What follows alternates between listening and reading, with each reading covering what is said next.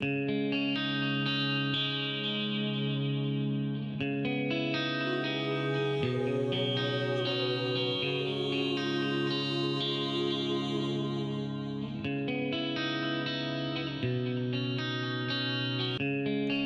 hello, this is Linda Carbonell from Life School 101. I am the producer and co-host of this show, with Mary Adams as co-host. Today we're going to be talking to Jeff Cloud. Jeff Cloud is the author of the book, Waking Up in the Dream. And he is a self-mastering mentor to many. He's also a musician, great music, and an artist. Love his artists. He teaches a man group and teaches people tools. Some of the things he teaches is how do you become mindful, opening your mind, and making a conscious awareness of your ally instead of your enemy. And as far as Mary goes, Mary happens to be really good friends with Jeff. I know just a little bit about Jeff, seeing some of his YouTube videos and stuff, and you really inspired me, Jeff. I just got to tell you that. I mean, it was like automatically I connected to you even though I never met you. But I would like Mary to begin with to start talking a little bit about your two adventure together. And then we're going to get some information more about you, Jeff, okay? Thank you. I'm honored to be here with both of you. Hi, everybody, and so glad to be here with you today for another segment of Life School 101 TV. And I have one of my favorite guests and one of my favorite teachers. I met Jeff in 2012 through Facebook. I saw that he was also part of the Toltec programs that involved the Four Agreements and Don Miguel Ruiz, and through my teacher, Heather Ashamara. And we created a very sacred friendship. We created a real connection where I have had the opportunity to be me, to be real, to be vulnerable, to be sad, to be happy, to be angry, whatever that is. And Jeff taught me how to hold that space within a sacred relationship. And so my connection with Jeff is a deeper friendship than I have ever had, because he knows me for real. And he still loves me. That was one of the things I was going to say, Mary and Jeff, is you can totally tell that you both are effective in each other's life as far as an inspiration. And I am so glad that I'm meeting you through Mary. Mary is one of my greatest inspirations, too. How I'd like to start this, Jeff, is that, you know, my audience doesn't know you or know much about you. I would love it if you could tell us a little bit about your past when you were a child up to what you're doing now as far as all the wonderful things that you're creating. And I'm going to have Mary ask you a few questions, too, as you go through, if that's okay. Mary and I will ask you questions. Is that okay? Absolutely. Thank you for the nice introduction from both of you. I'm really honored to be here. Mary's such a dear friend, and I respect her so highly. She walks her walk and talks her talk, and I have nothing but just the highest admiration for her in the way that she shows up. So honored to be here. A little bit of my background. I grew up in the Midwest in a town called Cincinnati, Ohio. I had woods behind my house. I was a nature boy every day. I was put into Catholic school at a very young age, second grade. So the programming, the fear, the separation, the shame, and the guilt from 75-year-old nuns was hot and heavy from day one. So that's part of my upbringing. Second major thing that happened in my life was I came home from school one day when I was 7 years old and found out that my father had been killed in a plane crash. So there was no possible way for me to process that information when my uncle came out of the house and told me that in the front yard. I didn't realize it until years later, but I actually shut down and made some decisions at that point.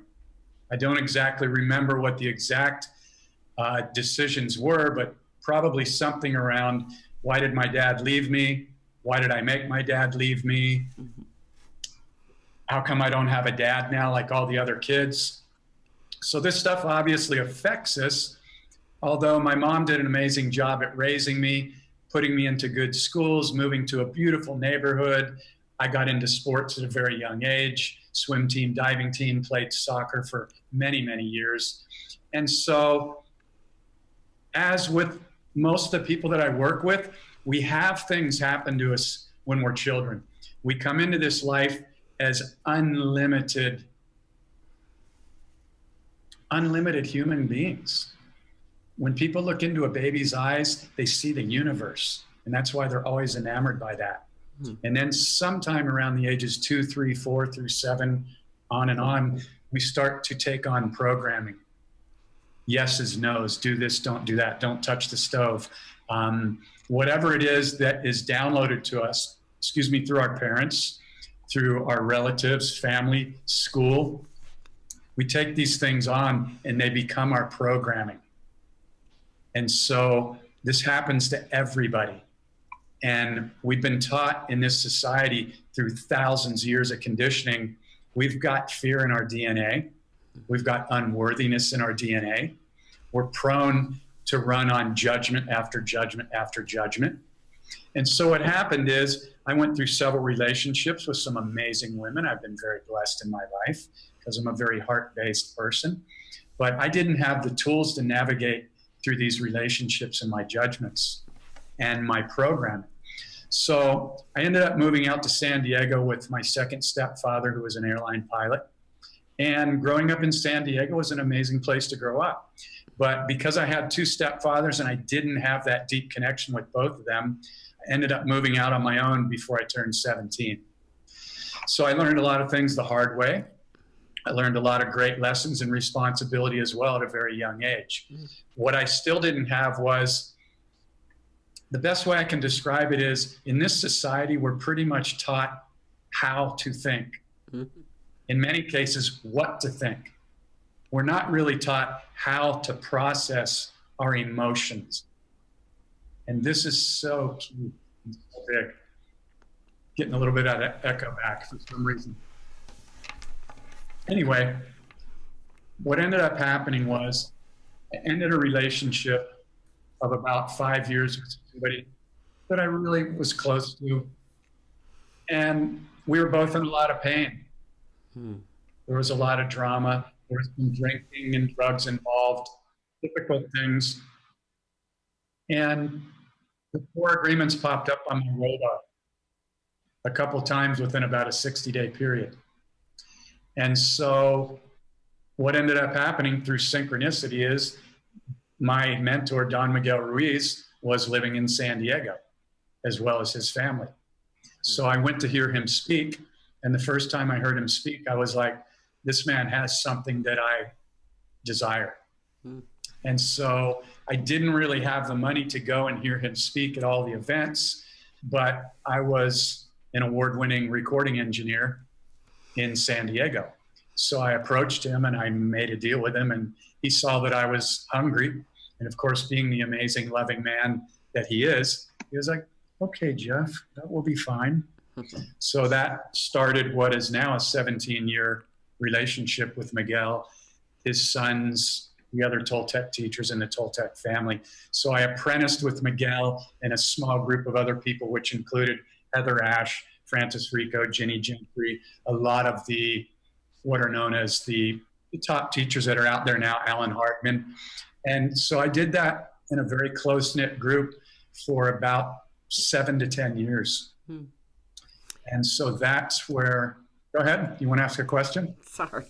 I just wanted to say, so all these years that you taught with Miguel, was that, what did I hear you say, like 17 years that you worked with him? It's 2018 is my 17th year. Yeah, that's what I thought you said. What a long time. So you put a lot of work into this. The other thing that I want to make sure my audience knows about you too is that you are a teacher, and I want to say about men's group. I want to talk about that a little bit and what specifically that is, because that is one of the greatest works that you're doing, but not to say that you don't work with women and men, but there is a special part of the men's group. And I was wondering if maybe you could talk about that part and what you offer, because I'm seeing you on a show that I saw you on, I could see how you could connect to men because it was just, I mean, it was like, you know, when you get a feeling when somebody's able to really help even a group of people, kind of like my specialty would be being able to help others that have mental illness like me. So could you talk a little bit about that part of what you do right now? Sure. And then I want to go back to the tools, which leads into the book, Yeah, Waking Up in the Dream, because they're really key. They're really, really key game-changing, life-changing points. Right. So currently, I'm a lead coach for a group out of the UK called The Powerful Man. It's a world-class group where we take 6 men on a 6-week journey, and we go deep. There's a ton of men's groups out there where you can increase your income, lose weight, health, fitness. We cover all 5 areas in our program as well: self, health, wealth, relationships, and business. The difference between this group is we have the tools to go in and deal with the childhood wound. We don't advertise that because personally, I don't think a lot of people would sign up for it. So the cat's out of the bag on this interview. But the bottom line is anybody can make more money. Anybody can get a girl in a relationship. Anybody can lose some weight. But if that underlying subconscious program, wound, or block is still running, it's going to cycle and it's going to affect every single one of those gains every single time because it's running the show. So the beauty of the work that I do with the Powerful Man, and also I created a 6-week Mastery of Awareness course for men and women, is all of these tools that I've learned from Miguel and the other teachers, as well as going deeply down the rabbit hole, using plant medicines, my own pain and trauma, working with people that have been molested, abandoned at birth, sexual abuse, alcoholism, you name it. There's a key component and a place to go to through asking specific questions that I've learned that gets me there every time, as long as somebody's willing to show up. Well, and Jeff, you do that so well. You're so powerful in the space that you hold in that container. I have the opportunity that I get to work with him all the time. All I have to do is go, "Hey, Jeff, I need to talk," and he's right there. But you know, when you are able to guide people through these possibilities, through these opportunities, it creates a complete and total change in your life.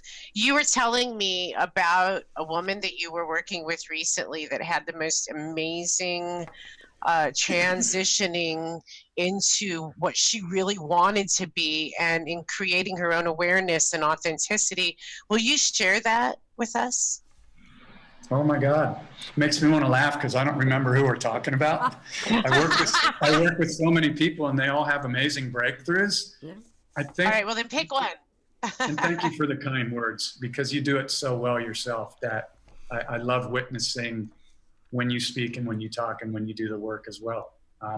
So really, again, it comes down to somebody willing to go deep. And that's all they have to do. They don't have to remember what happened, because the questions that I ask are always going to lead back to that place. I've just learned how to do it. I don't claim to be any psychic guy or anything at all. It's just that in the past year alone, I've been blessed to work with people every single week, minimum 2 to 4 calls a week. And the calls with the groups are 2.5 to 3 hours long. So those 6 people get mirrored big time, and there's no escaping going into whatever the subconscious block is or the childhood wound, because there's no point in doing the program unless we get to the root issue. So all somebody has to do is be willing to show up. And this can bring up fear for people.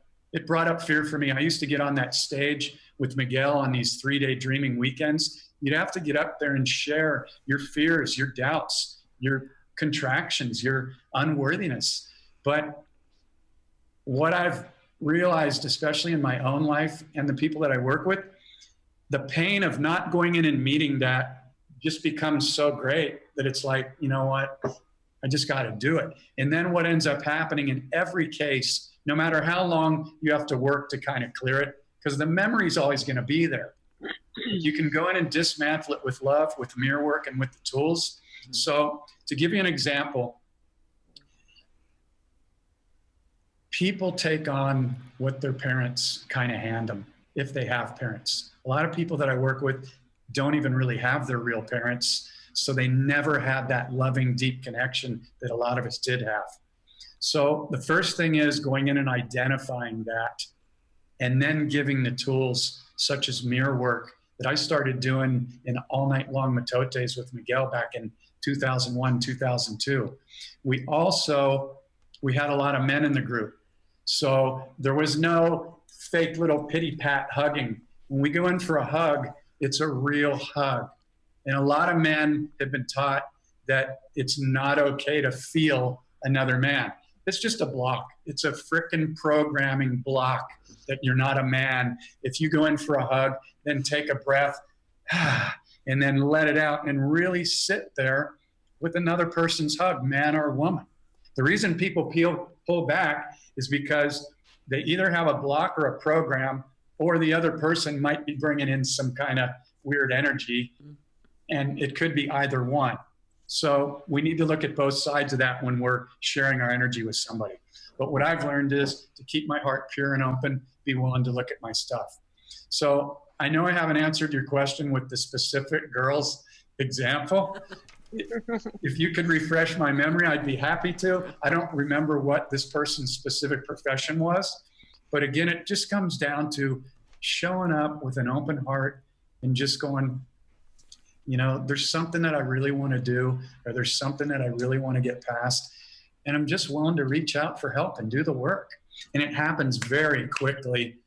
It happens actually on the first call. The rest of the 6 weeks are tools, trainings, and really massive support in inviting somebody forward in a very safe environment. Because we're in safe private groups that nobody else can see when we post videos every day. And it's the most powerful way to work besides being in a private group in person that I've ever experienced. So this technology is a real massive blessing. And Jeff, I just wanted to say, you're going to be doing a part 2 actually today that is going to go more into tools and techniques and things like that. So we're going to have wonderful. Part 1 this week. I'm going to have part 2 next week. Before we go any further into this, I want to bring it back to your book, because you started talking about your book, and I want to get more into it. What the book offers us. Okay. Yeah. Okay. Thank you. So the book is called Waking Up in the Dream. Mm-hmm. To be perfectly honest, I never had an idea to write a book one time ever in my life. Never. Not one single time. We okay? Yeah, we're fine. Go ahead. Okay. So I never had an idea to write a book. And like 2 years ago, I just start waking up late at night and just start downloading. Then I started, at first, I wasn't even writing it down. And I'm like, I'll remember that in the morning. And of course, I never did with the detail and clarity that I have when I wake up in the middle of the night when everything's quiet. So I learned to either put my phone in airplane mode next to my bed, or I would actually just have to get up, turn on the computer, get blasted with massive white light in total darkness, and just type it out. So it just started coming together very easily with the tools and with the experiences that I've experienced of stuff that just absolutely works. And so I shared it with a couple people, and they're like, you have to put this out. And so I'm like, okay, the people that I shared it with, I absolutely implicitly trust. So I did. So what this book is, you can read this book probably in an afternoon. It's only 106 or 108 short pages. However, I didn't really want to compare it to the 4 Agreements because that's Miguel's masterpiece. This picks up on what I learned from the 4 Agreements and then takes it even farther down the rabbit hole into conscious awareness. So the best way I can share the aha moments in this book is I made it as a roadmap that I wish I would have had when I was a teenager, when at one point I contemplated suicide. Mm-hmm. because of the pain that I was in. So when I met Miguel, a big aha moment was I realized that 99.9% of my beliefs were not even mine. They were all put there by media, church, and other people, my parents. So what I did was I started dismantling all of them. And this book teaches the very simple tools, if you apply them from moment to moment, to become the watcher of every single thought, judgment, reaction, and trigger, and take 100% ownership for it, because people out there are not doing it to you. They're a mere reflection. Yes, I will say, if somebody's physically abusing you verbally or physically, get out of the relationship, find a way to get out. But the external world is a mirror. So it's time to drop the victim mentality and take 100% ownership. And I'll be happy to go deeper into that on the next segment. Ooh, powerful stuff. Powerful. I love it. It gives me tingles because it's the truth. Are we done? And it sets you free. The truth sets you free. It allows you to live your life from this place of purity where you're doing it from your own decisions. You're doing it from your own choices and beliefs, which is amazing. And so thank you, Jeff. It's so powerful to have you here. And I want to thank everybody out there for joining us today and for being a part of this broadcast. We do this because of you. Life School 101 TV is something that is brought together through CATV, Linda and I and Chico and a bunch of other people that are interested in getting good information out there. So thank you for being a part of it. I would like to give Jeff just a moment to share his message of love. Okay, thank you. Thank you to all of you wonderful hosts, and also everybody behind the scenes that makes this work. I've done a lot of audio and video work as my background, so I know what it takes, and there's a lot of unsung heroes, so I want to give them a lot of love to make this all happen. For anybody watching this program, if this resonates with you and you'd love to get on a 90-minute to 2-hour, very in-depth breakthrough call, I'm willing to offer that at a half-price rate. And also for anybody that is interested in the book, Waking Up in the Dream, just reach out and PM me, Jeff Cloud, on Facebook, and I'll give you a coupon code for half price on either one of those. And I promise you, you will have some aha moments, and especially on the breakthrough call. I guarantee it. If you don't have a massive breakthrough, I'll refund your money. Wow. No questions asked. Wow. No questions asked. Well, you know, and I want to say, too, in wrapping up here, is that this has been a great teaching show for me. So I feel like this is going to open doors for a lot of people in my community and over the world that have wanted knowledge such as you're sharing.